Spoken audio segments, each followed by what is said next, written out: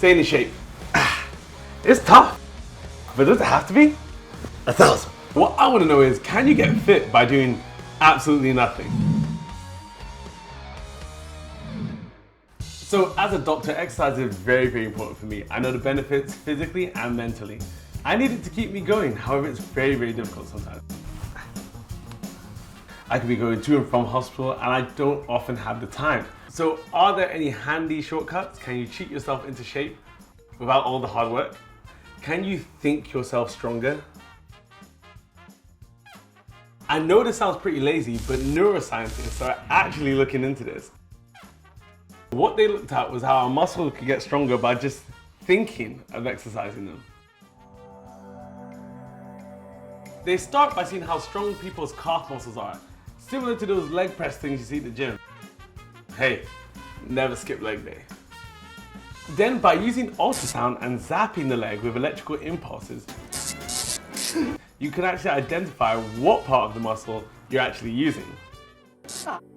Then the fun part, the volunteers are actually trained in the art of just thinking about doing the leg exercises.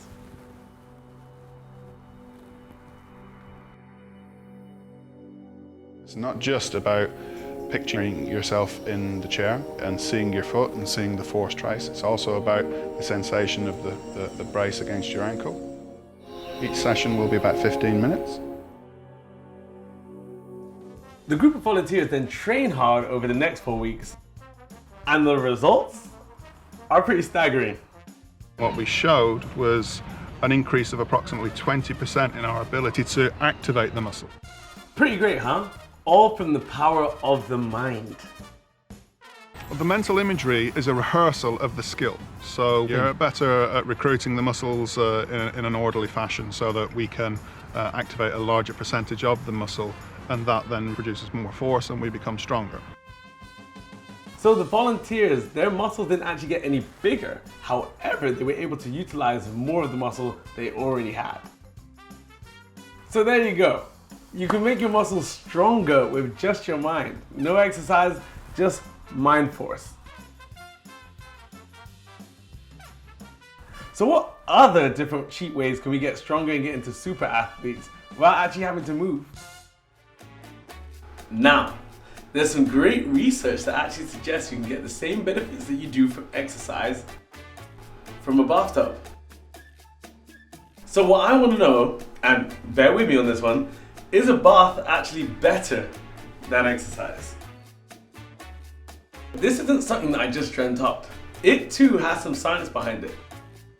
There's a very big study came out of Finland where they showed that increased rates of sauna use in the wider population actually resulted in a reduction in markers of cardiovascular disease risk, but also overall cause of mortality. So are the Scandinavians onto something with hot tubs and saunas? And can a hot bath really give you the same benefits as exercise? Well, scientists from Loughborough University actually put this research to the test. They compared getting hot with exercise to getting hot in a bath.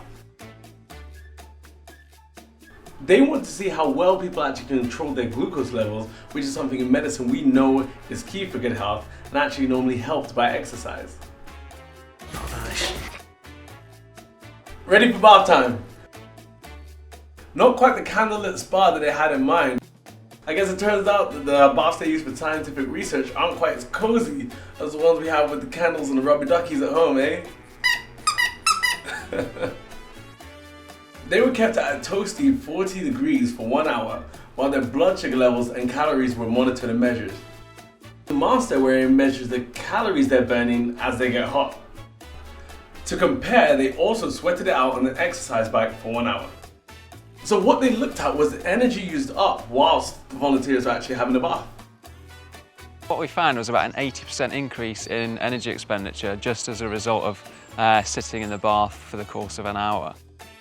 So lying in a hot bath like this one can actually burn calories, an extra 61 to be precise. And it's a lot less tasking than running around on any exercise bike, I can tell you that. So what about blood sugar levels and that all-important peak glucose measurement that you often get after you've had a big meal? Where we started to see differences is when you look at your peak glucose output. And the key thing that's important about peak glucose output is it's one of the potential risk markers towards things like developing type 2 diabetes. And what we actually found with the bath versus the exercise is that your peak glucose was actually quite a little bit lower compared to exercise, which was completely unexpected. So astonishingly, laying in a nice hot bath like this for an hour was 10% more effective in bringing down those peak glucose levels than actually exercising itself. So the question is, why is lying in hot water giving you this benefit? One of the things that we think is it's down to these things called heat shock proteins that are released in response to a heat stress. These heat shock proteins will take some of the sugar that's in your bloodstream out of the bloodstream and into the muscle. Honestly, I am loving the sound of this. I love a good reason to jump in a hot bath or kick it in the sauna. I guess maybe we should all be a bit more Scandinavian, eh? Now, these results from these studies are incredible. It seems like you can actually get some of the key benefits of exercise without even having to move at all. And as a doctor, this really makes me enthusiastic because I know how many patients I see that aren't able to exercise like some of us.